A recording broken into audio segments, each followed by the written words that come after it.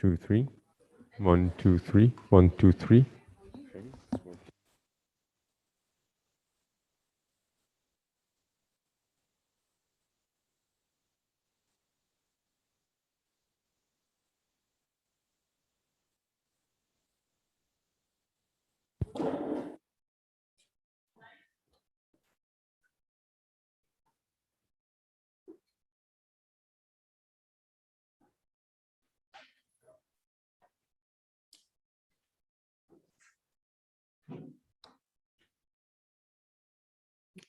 Now this one today? Yes.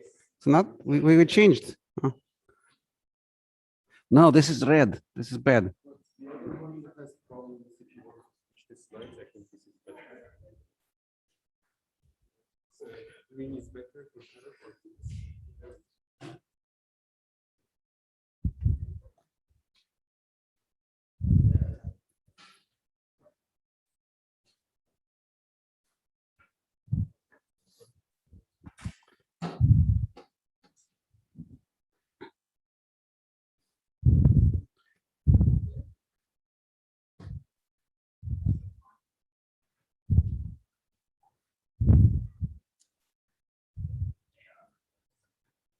Good morning, everyone. So welcome back to our 5th day of the summer school, which is the last day. Okay, 4 days are gone super fast. And also we are going to start our last session by Dima. Yeah, I hope you guys will enjoy again. Thank you. Let me ask you a question. Did you have any dark thoughts last night? Oh. No? Good. Maybe bad. I don't know. So this is a red pointer, and I must say there are some people who have color anomalies. There's some percentage of population. I'm one of them. I'm what's called anomalous trichromat. So, you know, we have 3 types of receptors. I have all 3, thanks God, but they are mixed in a funny way. So I see colors differently. And in particular, I hardly see this red pointer. And when I'm the guy who is pointing, that's fine. But it actually drives me really seriously nuts when somebody is pointing. I have no idea where. So I always like green pointers, which are no problem. But I hope there are no colleagues, anomalous colleagues like me here. So do you see? Oh, where is it? Oh, it's not. I actually, oh, there. Can you see, guys? Yeah, good. All right. So the other thing I want to say is I don't know about you, but if you go to conferences, right? Everything is very, very logical. Everybody starts with the motivation for their work and how you know how very logically this fits into. With me, it's always like some kind of a crazy story about this, and so for this work is a story that I have a colleague of mine. His name is Roy Ozeri. He works at the Weizmann Institute, and he can control. He does ion trapping, and he can control the positions of the ions very precisely and measure everything about these ions. And so he had an idea that using this technique, he can actually look for Fives forces that we discussed last time. And he called me up and he said, "Oh, I know you worked a bit on Fives forces. Would you like to, like discuss with us how to extract this limit?" And I said, actually, probably a better person for you to talk to is my former PhD student, and that's Derek Jackson Kimball, who's now a professor at the Cal State University in California. He's like a really the best expert. And so these 2 guys got together and Roy did a beautiful measurement. Derek helped interpret it. They published it as a very nice limits. And they said, well, we are doing the best limits on electron in anomalous electron interactions, including short distances. Somehow they could project it to short distances.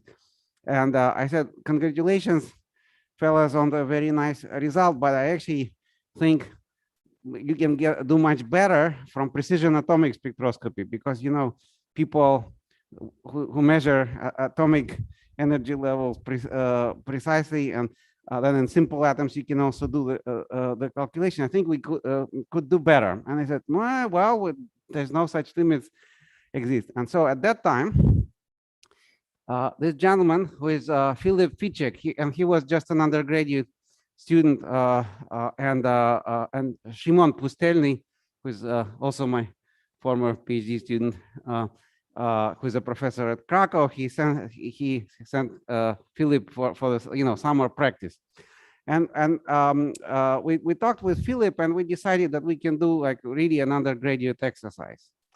And the idea is this: so we looked up. Well, okay, if you want to do electron-electron interaction, okay, so the simplest system you can think of is helium, right? And then we looked up super precise measurements and ever improving measurements of transitions in helium. And then we also looked for the theory. And there are amazing theories, including Krzysztof Pakucki, also in Poland, who does super precise calculation of these few electron systems, atomic and molecular systems. And then you can compare the results of the experiments with the theoretical calculation, and there is difference. And in this case, there are no significant deviations from zero, so there is a pretty good agreement.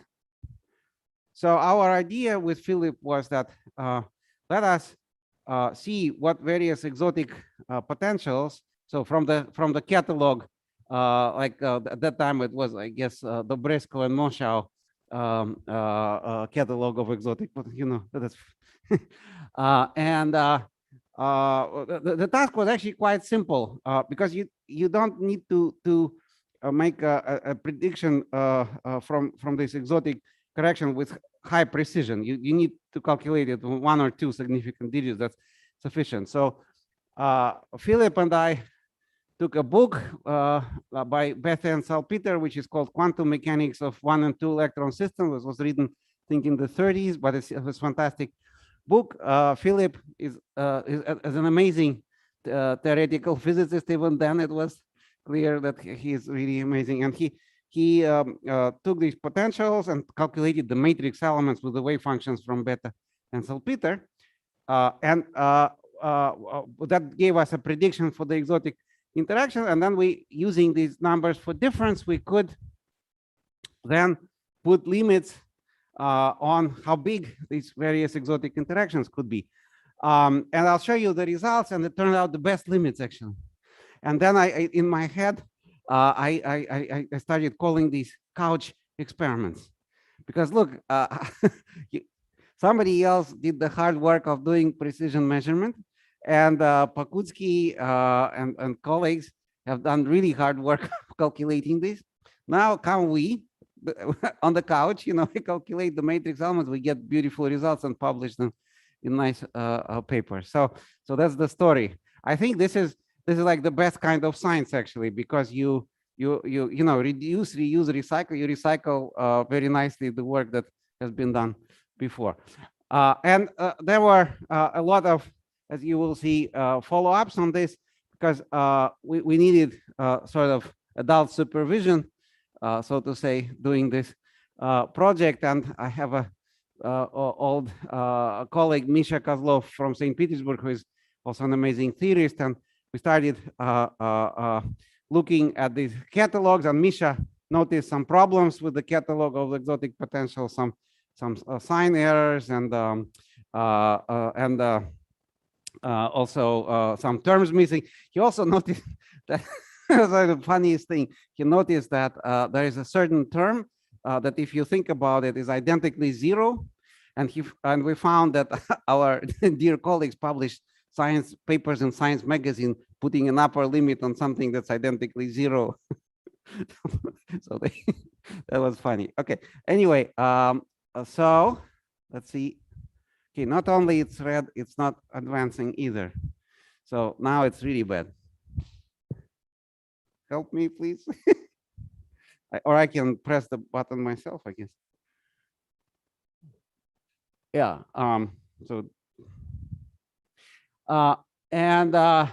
Yeah. So this is this is like the catalog of these potentials. You've seen this also in the nice poster from ICFO. You've seen things like this. Yeah, and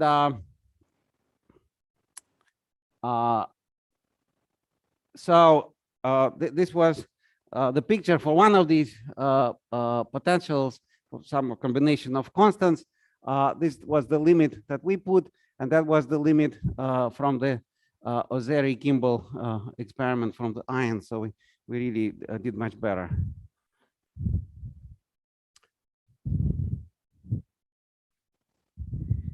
Works? Thanks.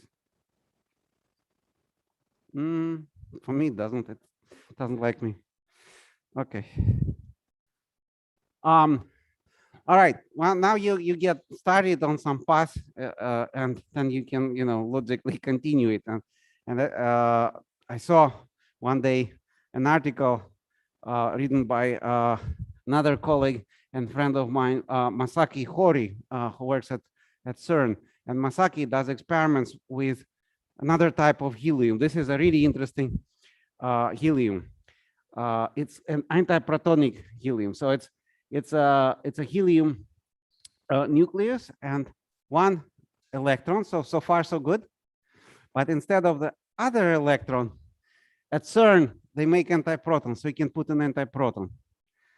And if you go to the ground state, this antiproton is heavy. It's very close to the nucleus. It doesn't really talk to electrons very much.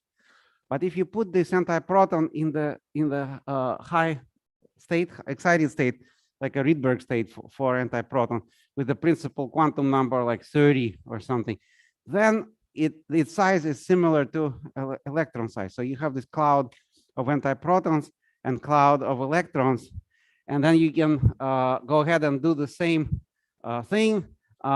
Here, it's a bit more complex, I guess, but we played this trick again, and this time it was even more interesting than the regular helium, because this is the semi-leptonic. So one thing is a hadron and another thing is an electron, and it's antimatter physics. So we were super happy. And see, the previous one was published in PRA, I think, and this one made it into PRL, but it's still couch physics.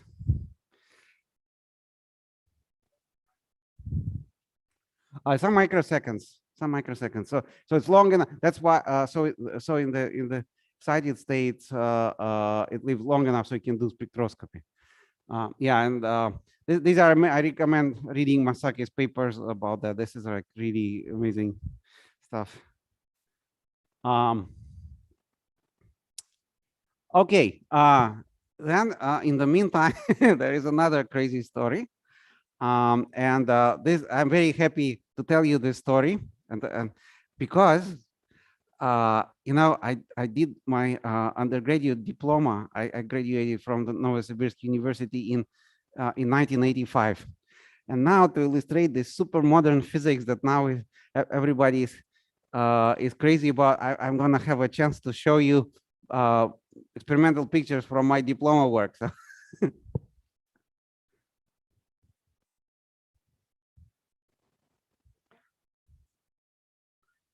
The pointer works, and no, but is it matched to? Okay, well, let's see.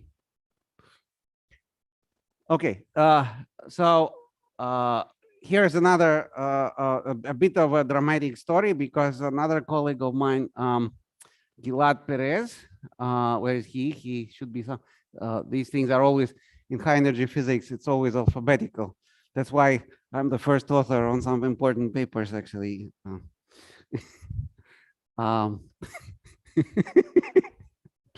Yeah, but there's Gilad. He had an idea also about another sneaky way of doing this kind of exotic physics, indirect exotic physics searches. And he had a very beautiful idea, as time has shown, because now again everybody is crazy about it and doing it, all the precision spectroscopy lab. But in the beginning, he was not just exactly quite right.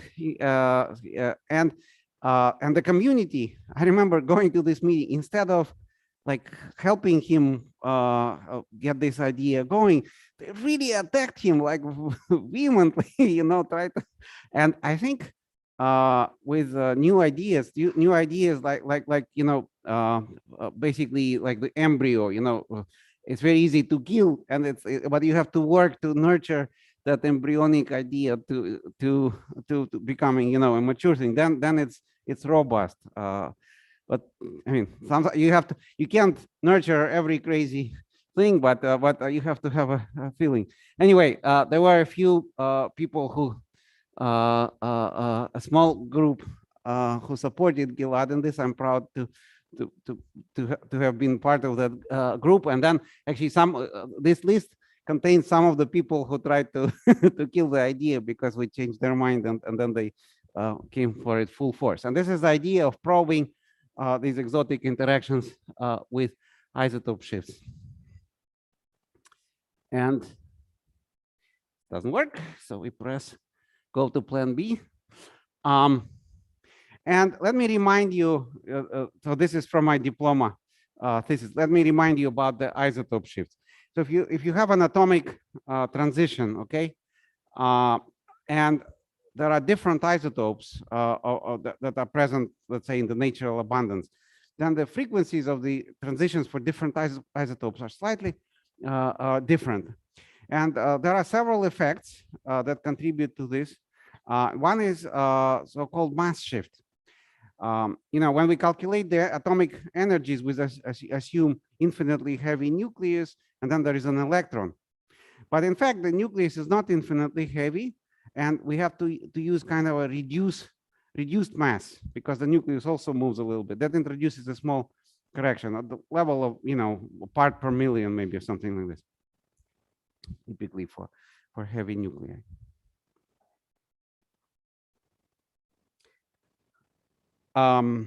Maybe more, maybe several. It's well, it's you know, half MeV divided by the mass of the nucleus, which would be 100 GeV. So you can do the calculation.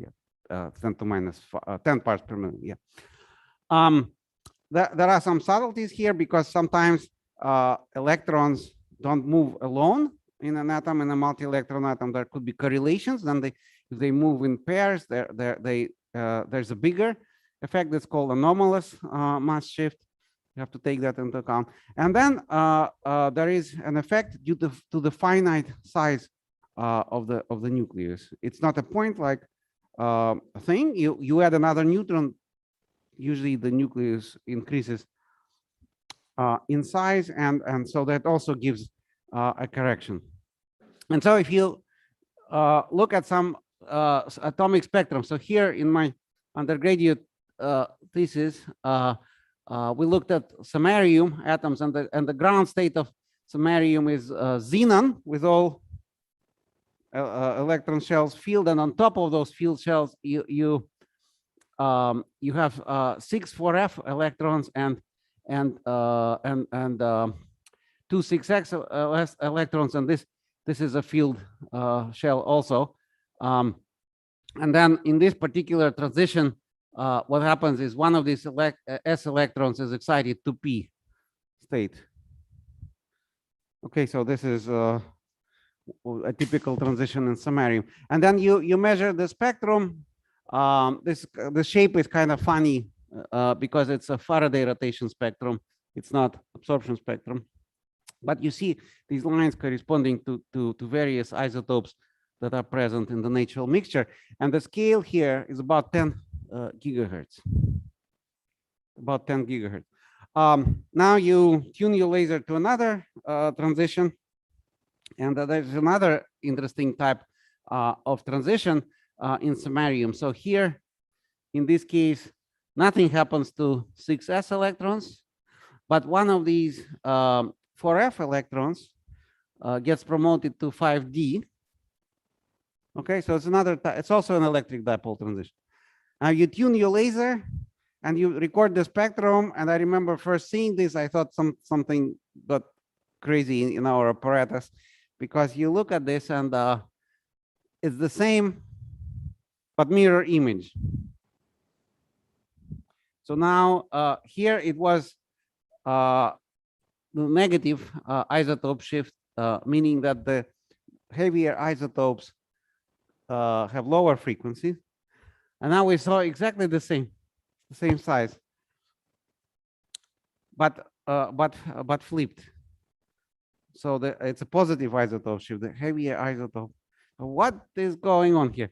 And it turns out, well, first of all, for heavy atoms like samarium, the field shift, this finite nuclear size effect, dominates. So let's forget for a second about the mass shift. And then you can ask yourself, which electrons can know that the nucleus is not a point, the nuclear size changes from isotope to isotope. Well, these better be some electrons that have non-zero density at the origin, because if the electron never goes to the nucleus, how does it know, right? It wouldn't know if it's point-like or not about the size. And so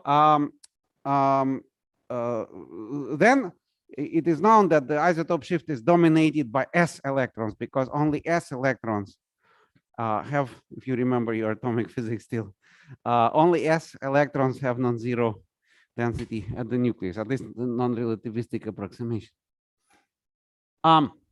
So what's happening here is you have two s electrons, and now you have one s electrons, and so you expect to have actually negative isotope shift. That's fine. But then you look at this configuration, and you see, oh, wait, nothing happens to s electrons here. Why do I have a positive shift? Well, it turns out that this multi-electron atom actually is a bit complex, and there is this effect of shielding. So this 4F shell is very compact. This is a special property of the rare earths, and it kind of shields the outer electrons from going to the nucleus. And when you destroy this or somehow perturb, I should say, this 4F shell, this actually changing the shielding, and the density of s electrons increases. So then you have the positive shift. Anyway, this is not exotic physics. It's just to introduce what isotope shifts are and how beautiful they are. And there was this guy, I guess, in the first half, let's put it this way, of the 20th century. His name was King. It was not royalty, but his last name was King. And he started doing the following. He decided that why don't we plot the isotope shift in one transition for different pairs of isotopes. On one, so that would be the x coordinate, and the isotope shift in another transition. We have the y coordinate, and then we see where these points fall. And he noticed that it's always a straight line. And then it is actually easy to rationalize. It's very easy to rationalize why this should be. So let's try. Thank you, Federica.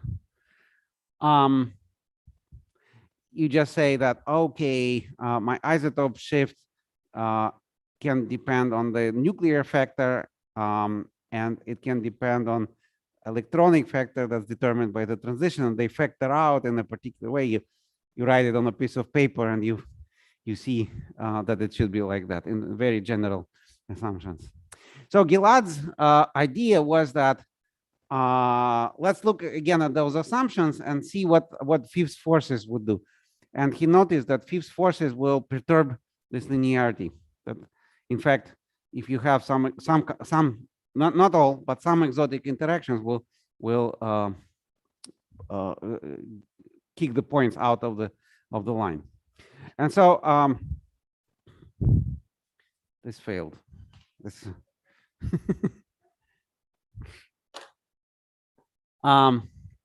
yeah, and Okay, and so we finally this was terrible. I was the first author on this paper, and then I brought my friend Julian Berengut, and he kicked me out from the first place because this is always alphabetical in high energy physics, and these guys are from high energy physics. Actually, this completely different culture. Okay, in atomic physics, it's always the student or the postdoc who did the work the first, the boss is the last, and the rest are alphabetical. And in high energy physics, it's always alphabetical, and they get really upset if you. So I write a lot of papers with high energy friends, and I often say, well, this is look, I only help you guys with the atomic physics part, and 99% is not my work, and why do you put me? And I said, yeah, please shut up and let's stop this discussion, because if we put it somewhere else, they will everybody think that you are the boss, or that you have done all the work. So please be where you belong in the alphabet. It's completely different culture from what we have in atomic physics. Anyway, so like I said, everybody is doing this, including us. We actually have a paper that we're about to submit. This is a measurement done in another rare earth atom, ytterbium, and we do the measurement in an atomic beam. Okay, and the particular technique here, I guess this specific technique was introduced by a PhD student, Nathaniel Figueroa Lee, and I think it wouldn't work. It did work. So and I think the results are very interesting.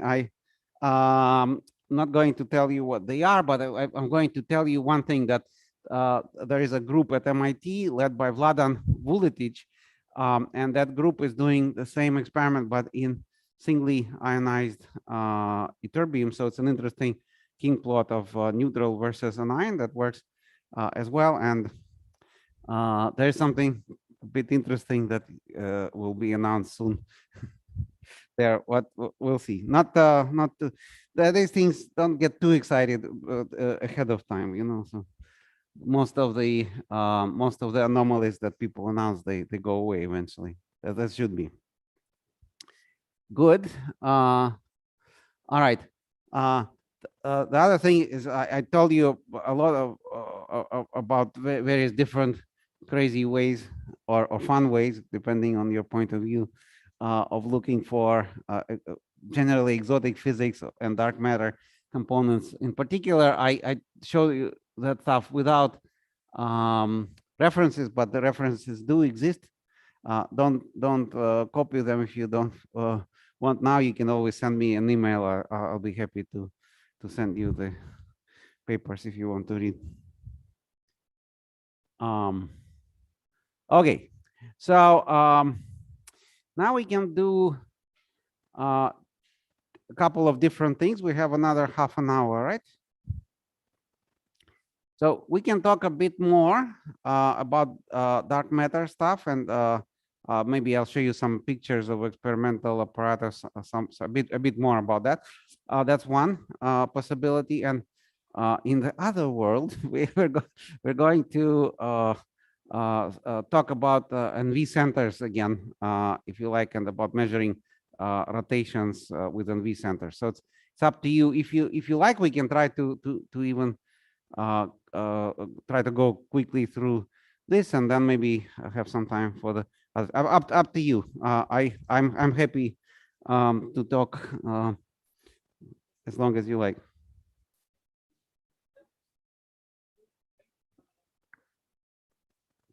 So what do we do? We continue here, or we go to NVs?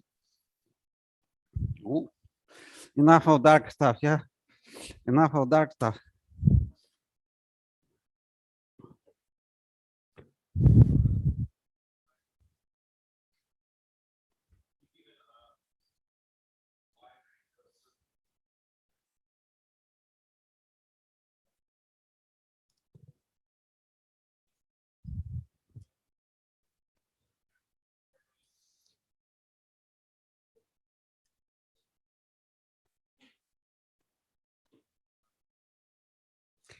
Yeah, so ACME happens to be one of the most amazing experiments in recent time. This is an experiment, if you're not familiar with it, that is looking for a permanent electric dipole of an electron using molecules of thorium oxide. And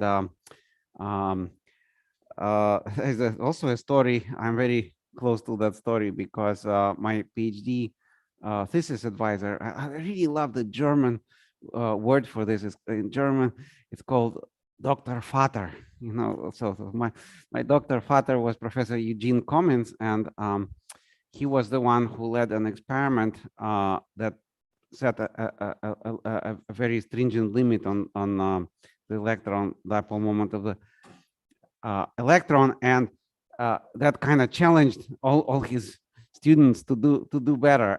But it took many years, maybe 15 or something years, for people to actually improve on that limit. And one of the people who accomplished this, and in a big time, by a factor of 100 or so, I think now, it's David DeMille, who was also a fellow student of Eugene Comins. So we were actually students at the same time and collaborated on a lot of things, including tossing crazy ideas about how to measure EDM.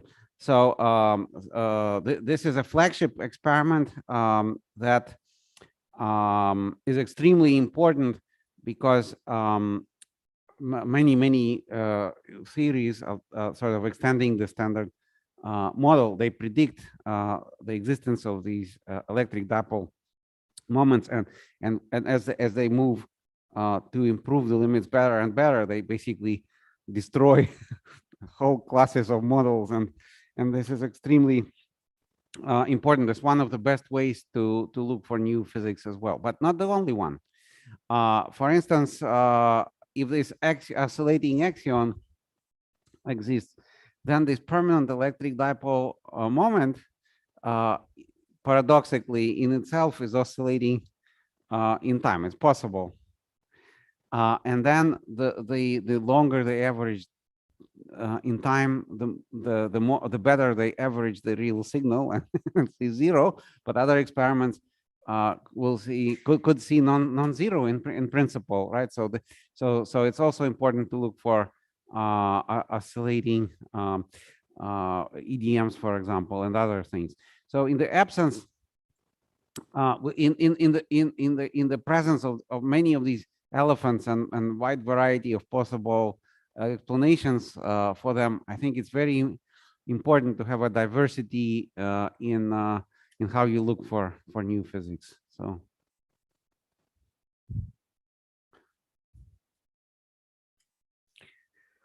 Now I need to figure out where my presentation is. Okay, maybe it's actually, yes.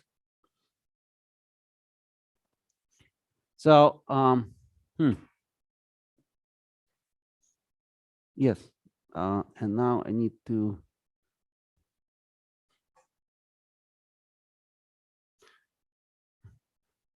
yeah, so this is, now a meeting that's in person. That's wonderful, but in these 2 years of confinement, so many online meetings have happened, and one of the consequences, we have a lot of things going in parallel. Okay, so this is one of the 3 meetings. I couldn't get out of this actually, but so this one is one of the 3 things that are going on this week, and one of the things that is currently ongoing is a quantum optics conference in Torun in Poland, where I had to give an NV talk, and I'll show you some slides from that. And I wanted to be a bit whimsical about the title, and so the title is Sensing and Envy. Okay. Anyway, those who work with diamond, go to sleep now for a few minutes, okay? Those who don't work with diamonds, have a look here. This is a jewel, and it's beautiful. And this is a similar size, a few millimeters by a few millimeters by 0.5 millimeter artificial diamond. which is just perfect. It's a single, the whole thing is a single crystal, and it has very, very few defects. And if you compare this jewel and this perfect crystal, you see that this is extremely boring. It looks like a piece of glass, basically. And that one is so beautiful. And what you conclude is that beauty is not in perfection. Beauty is in the defects. And yes, and luckily diamond has a lot of defects, and you can get a handbook of color center defects. Is about is a thing about this. This actually for spectroscopies, this is the most depressing piece of literature. Why? Because you go look at diamond and you find some lines and you're so excited. And then you open this book, and whatever frequency you look at, there are many possibilities. It's like every frequency. But of particular interest is one defect, which is a nitrogen vacancy defect. So you have this carbon lattice, and you take out two adjacent carbon atoms, and you replace one of them with the nitrogen, substitutional nitrogen, as they say, and you leave the other site empty, and now you have a nitrogen in the vacancy. And now, as further told us, sometimes you can actually find natural diamonds that you can work with, but most of the time these days we prepare the diamond ourselves, or ask a company to prepare, and there are many different things you might want. You might want, for example, a super pure diamond and one defect positioned exactly where you want it. Okay, that's one possibility. But in another possibility, you actually want to have a very large density, as large as possible, of these NV centers. And here's, for example, how we get a large ensemble density. We go to a company and buy starting material. This is called type 1B diamond. This has a lot of substitutional nitrogen in it already. That's why it's yellow. But it doesn't have NV centers. Oops. Why is it? What is it? Okay. So it doesn't have too many vacancies. So then we do an operation that I call radiation therapy. It's very similar to what happens in radiation therapy. And we usually do this with relativistic electrons. Sometimes in mines, we have a machine to do this and other things at mines. And these electrons, they're so energetic that they zoom through the diamond crystal. And as they go along, there are these ionization losses. So they ionize some atoms and kick out some carbons out, and they create vacancies. So now you have vacancies and nitrogens, but they are not united in nitrogen vacancy centers. So in order for this to happen, you then put the sample in the oven and you bake it. And when you bake it at a few hundred degrees Celsius, the vacancies, they diffuse a bit around, and they find the nitrogens, and they unite. I think maybe there is a self-advancement or something. Okay, sorry about that. And then you get a sample that looks like this, and this kind of color is what is given by NVs. And now, okay, so now you have this high density sample, and now I'm showing you what we've done maybe in 2008. It's kind of a vintage picture here, so you can see an old style green laser pointer, and then you have this crystal, and you see that when you illuminate it with green light, it shines red, dark red. Turns out even near infrared. It's a broad spectrum. So what's going on? You can actually put it on a scientific basis. Okay, so collect this emission into a spectrometer and see what happens. And if you look on the spectrometer, so we excite with the green light at 532. It's somewhere there. Well, you see that there is a sharp line and then a broad feature in this red and near infrared. And it turns out that this sharp feature is so-called zero phonon line. It's the excitation, electronic excitation in the nitrogen vacancy color center without phonons. And then there are also phonons that give a broad structure here. And if you look closely, there's actually two families of these.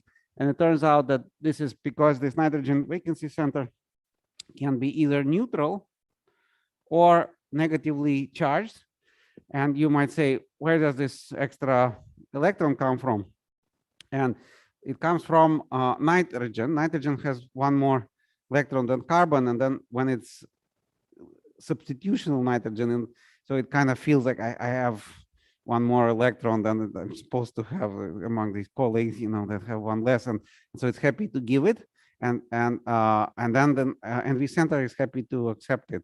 So this electron comes from some other nitrogen not affiliated with the NV centers yet. So it likes to be in oftentimes negatively charged, and this is the one we will like.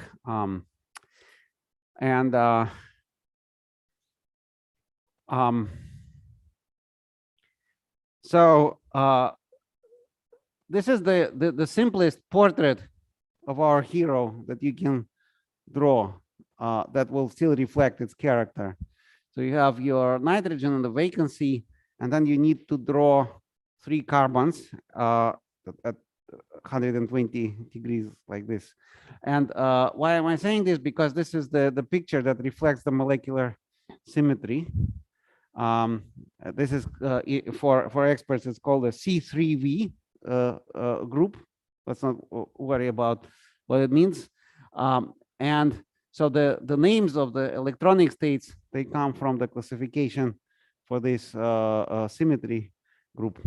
And so this is the ground electronic state, and this is excited state. So so each state can also have some vibrational excitation, and that makes this band here in both ground and excited state. And if you look at this picture, even the room temperature is a very small excitation here, small energy. So you can think that all of your centers are sitting basically at the bottom of this ground state normally. And when you shine the green light, you can excite the electronic state, but with the electronic excitation together with it, you can excite some vibrations. So after you excite vibrations over there in that state, the question is what happens. And it turns out that in a very short time scale, it's actually a picosecond time scale, as we measured, by the way, with ultra fast lasers. We have pictures of what's going on. But there is non-radiative decay from the middle of that band down to the bottom of this band, picosecond time scale. And then there is a normal electronic transition, and it has actually a typical lifetime like an atom, about 10 nanoseconds or so, and then it falls down and it emits. Right. So when it falls down, though, from the bottom here, it does not necessarily go to the bottom. It can go to the bottom, and then this is your zero phonon line, this sharp line, where there are no phonons. But it can also excite phonons in the ground state. And so then, if it does that, the energy of that remains for the photon is smaller. And so you can see that this is the absorption spectrum, and this is the emission spectrum. And the emission spectrum is represented by a shorter line. And this corresponds to the Stokes shift from green to the red. Am I explaining something that everybody knows very well? Okay, good. Some other things to see here is, for instance, that the ground state happens to be a triplet. It means that the spin, electron spin, is 1, which is wonderful. It is wonderful because it is sensitive to fields, for example, a magnetic field. So the symmetry of this molecular symmetry is such that not all sublevels are degenerate. For atoms, in the absence of external fields, we have 3 degenerate sublevels for spin equal to 1. In this kind of environment, MS is split, and the splitting corresponds to about 3 gigahertz in frequency. And nominally, the ±1 states remain degenerate, but if you apply now a magnetic field along the axis, there's a normal Zeeman effect, and they start moving. And it's this Zeeman effect that we're going to use for magnetometry. Okay. What else can I tell you?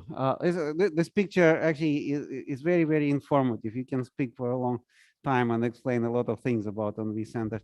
One other thing I want to mention here is that in addition to triplet states, there are also singlet states. And that turns out to be really crucially important, because when you excite the center to this triplet E state, most of the time you can fluoresce back here, but there is also a possibility to do triplet to singlet transition, which is called inter-system crossing in this business, ISC, inter-system crossing. And these singlets, they have fairly long lifetime. And so if this happens, you basically take this particular center out of operation for a little bit. So some of the centers go up and down, and they fluoresce, and some who have undergone the transition to singlets, they are taken out. Now, it turns out that the probability of this inter-system crossing depends on which magnetic state you are in. Okay, it's higher for ±1 and lower for 0. So this gives you 2 amazing properties. One is that you can polarize the NV center without doing very much. You just shine green light. You don't worry about polarization. Just shine green light, and after a while, you find most of the centers sitting in MS equal to 0. So it's your quantum state initialization, basically without any sweat, right? You can also use this to probe which state the center is sitting in, because if it happens to be in MS equal to 0, you excite it, then it'll give you a photon. And if it's an MS equal to ±1, you excite it, and it also can give you a photon, but with less probability, because it could go there. So by the response to the onset of the green light, yes.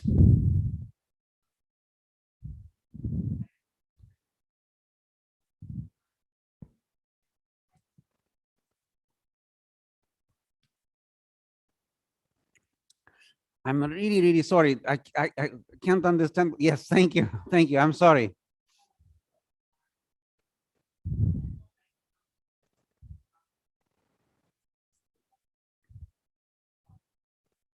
It's also inter-system crossing. Yes, yes, it's crossing. You do 2 forbidden crossings, one there and one back.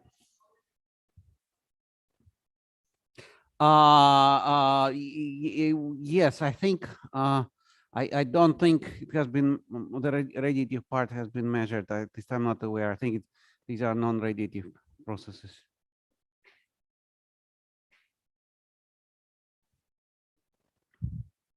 I will show you later. There is a mission, and in fact, we studied this in great detail. It's between the singlet states over there, and when we use that, yeah, we studied that extensively in absorption and emission.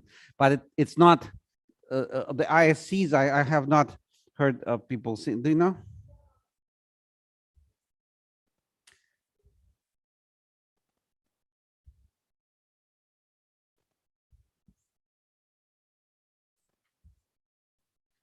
I'll show you this. So this now shown as a box. In fact, there are 2 levels there.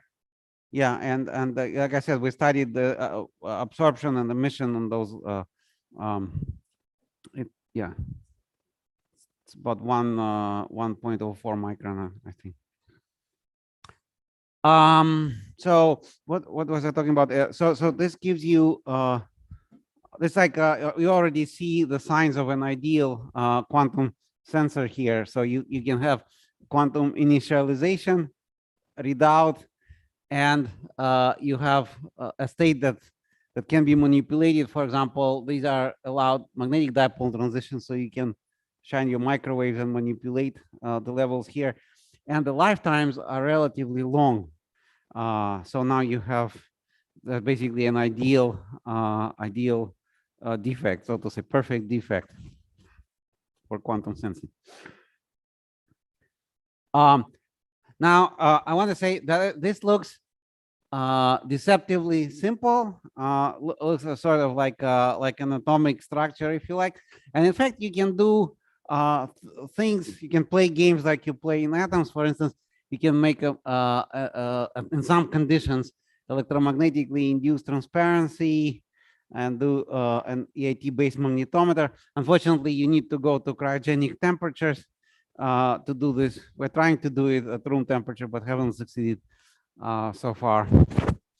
But on the other hand, this would be very deceptive to say that it's like an atom or even a molecule, because this is something was, I tell you, like maybe a huge shock to me when I started working on this, is that you take one sample and you see one thing, and you take another sample and you see slightly different thing, which for atomic physicists is a completely crazy notion, you know, because you're which ones do you work with, rubidium or rubidium? Yeah, can you imagine you take one batch of rubidium and you see you see one property, and you take another. It's crazy for an atomic physicist, but it's the reality of condensed matter physicists. Yeah, here's here's a more detailed picture of what's going on. All right. Okay. So we have only like 5 minutes, so I need to get to magnetometry. And now I'm going to show you. I'm going to show you not the most sophisticated, but the most primitive magnetometer based on NV. Okay, how about that? All right, this is our basic setup. And if you want to measure magnetic field, we want to have the magnetic field to measure. So let's take a magnet and start waving it around the NV center. There. Okay. And when you do this, and you actually look at this by eye, you can see that the brightness is changing. So that's your magnetometer. Luminescence depends on magnetic field. Hooray. Let's put it again on a scientific basis. You know, let's work a little bit. Let's, for instance, apply the magnetic field along one of the possible axes for NV centers, and then let's measure the luminescence intensity as a function of magnetic field, and you see that in fact there is a lot of interesting stuff that goes on. Some features. Maybe I don't have time to explain the origin of all of them, but for instance, this one here, which is a strong, narrow, and beautiful feature at about a kilogauss, 0.1 Tesla. And this has to do with, I have to have a picture there. So here is your Zeeman effect for NV centers that have the axis along the magnetic field. So m equal to 0 is insensitive to magnetic field, so it just goes like this, parallel to the horizontal axis, which is the magnetic field, and m plus minus 1 split. It's electron basically, so G factor is equal to 2. And you can calculate that if you start with 3 gigahertz, then you have this level anti-crossing about a kilogauss, and this is called ground state level anti-crossing. So these levels want to cross, but various residual interactions prevent that crossing. So you say level anti-crossing, and that makes you this feature. And based on this, you can build magnetometers. So there was a beautiful work by, for example, Jörg Rachtrup's group some time ago, where they used this dependence to make not particularly sensitive, but very special magnetometer that that actually allows you to test magnetic recordings. You know, the fields are very high, but you can have very nice spatial resolution over there. But using the sharp features, you can make nice magnetometers, and some of them you see here. You don't really need microwave, so you can have a microwave-free magnetometer. There is a lot that is going on now. There is an explosion of technologies using NV centers, and here's just a list of things that what we have been doing in our group. So it's microwave-free vector magnetometer. Vector magnetometer means that you're not only measuring this magnitude of the field, but also the direction. Further spoke about this a bit. Then I'll show you now some pictures of the combined magneto-optical Kerr effect and wide field imaging. Maybe I won't have time. And we already spoke about zero field NMR, and then there is rotation sensing. So let me just go now very quickly to show you some pictures. So our condensed matter colleagues are super interested in looking at various magnetic structures on the surfaces of solids, including things called skyrmions, shown here. And so we collaborate with them and ask me a question about refrigerator magnet later if you like. But we have set up a device that is simultaneously measuring magneto-optical Kerr effect, which is the change of polarization of light upon reflection from magnetized material, and wide field imaging. And our colleagues gave us this ferromagnetic domain structure made out of some kind of structure on the surface. And when you change the magnetic field, and this is about, I think, on the order of a Gauss or 10 to minus 4 Tesla, you see that these domains are formed and evolve on the surface, and you can just see these worms, you know, like moving around. And in our device, we measure both magneto-optical Kerr effect and magnetic fields, and it turns out to give complementary information about the sample. So you can superimpose these images one on top of the other. Okay, then we started this talk with the series of talks with zero field NMR. So of course we want to measure at zero field, and for a long time there was a notion in the NV community that you cannot measure at zero field. Okay, don't have time to go into this. It's possible to measure at zero field both with ensembles,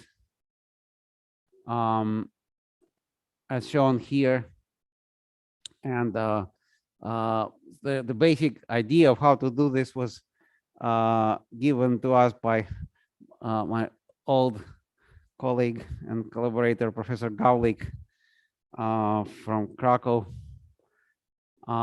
And this is ensemble zero field magnetometer, and we can also do this for single NVs now, which is an ingredient that we need for this extreme NMR of single molecule, single spin detection on zero field. So it works.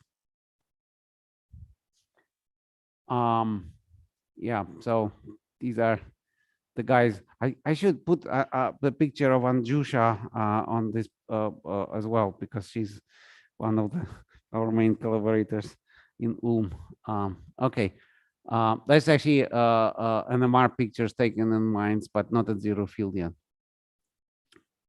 All right, this we discussed in great detail already, but the last thing I just want to show to you is, okay, sorry.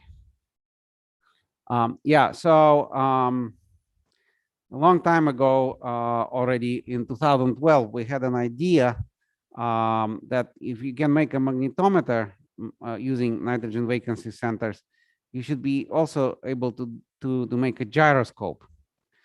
And there are a few things you want to understand about it. One is if you have a gyroscope, you don't want to be sensitive to magnetic field. So you probably want to go from electron spins to nuclear spins because they have 3 orders of magnitude smaller magnetic moment, but the same magnitude of the angular momentum. And the other thing that you understand is that so if you have okay, let's talk about electron spin for a second. So if you have a rotation around the symmetry axis of the NV center, it looks sort of like magnetic field, similar to magnetic field. Or you can think about it this way: if you polarize the spins at an angle to the rotation, it's a superposition of plus minus theta, and then you rotate the system. The spins keep pointing where they were like to point, and then you can read this out, and this is a normal gyro. But in a crystal, you also have this axis, and so if you actually have spins polarized along the axis, and then you start rotating the thing like this, then the coupling to the axis is strong, and the spins will actually follow. And this can still be used for rotation measurement, but using the effect of the Barry's phase. Anyway, I'm out of time. We proposed it in 2012. It turned out that our colleagues at MIT were thinking in the same direction. So after we published, they also published this. They actually had some complementary proposals. And then there was also a nice group in Australia who was studying rotating diamonds. They still do this, but not really in the gyroscope context, but still. Anyway, it took quite a few years to get there, and a lot of interesting developments, which I'm going to skip. And the only one thing that I'm going to show you. Ooh, wow, that's I don't know. That's PowerPoint. It's not me. Wow. All right, so this is the picture of the apparatus. It actually sits on a platform that rotates, and this gyroscope is now working. This is already a nuclear gyroscope based on the nitrogen 14 spins within the nitrogen vacancy center, and you can dial on this is a fancy rotation table. You can program it to do things. You can program it to go back and forth, and then you read out the rotation with our gyro, and it faithfully reproduces it, and then you can actually go nuts. For instance, you can program your table to have a pattern of rotation. So then when you look at the plot, you can read NV here. Or you can go further nuts. You can even write N, M, R, but I like NV better. Okay, so it's working just as the table. We rotate the table and then read out the, and then we characterize it, and it turns out we can integrate up to minutes. This is not even close. Don't get the wrong idea. So this is orders of magnitude lower sensitivity so far than the beautiful fogs. It's a fiber optic gyro where you have tens of kilometers of fibers, or the gyros based on atom interferometers or something.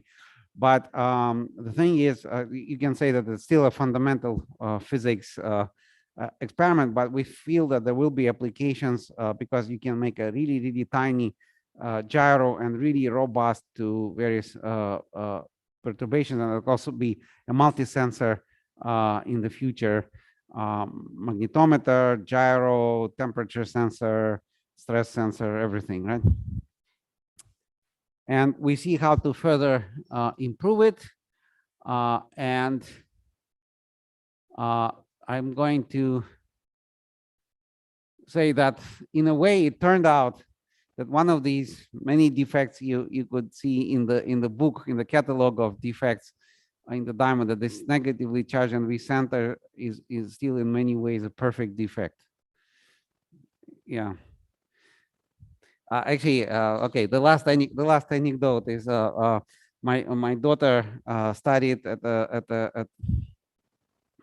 Oberlin College, and Oberlin is, you know, is part of the regular college and part music conservatory, and somehow that college invited me to give a public lecture about NV centers, and I explained that there are different ways to use this, and sometimes you want to use a single NV center, you know, like for this extreme NMR, and sometimes you want to use many of these, like for the gyro, very dense sample. And so I ended my speech at this conservatory place saying that the NV center is perfect, both solo and in ensemble. So thank you.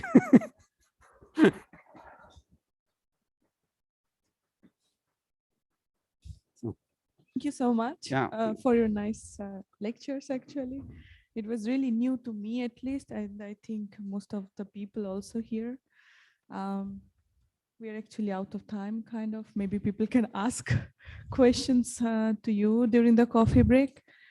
Thank you again. And we have small present for you.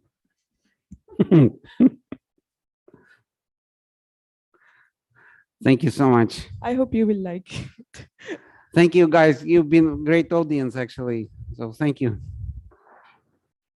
And the organizers, I really mean it, did a fantastic job. So thank you, guys, for the organization. Yes, it's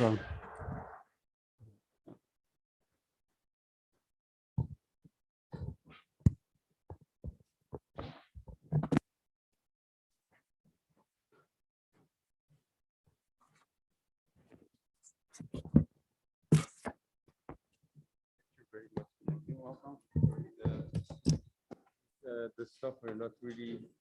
we managed. Thank you very much.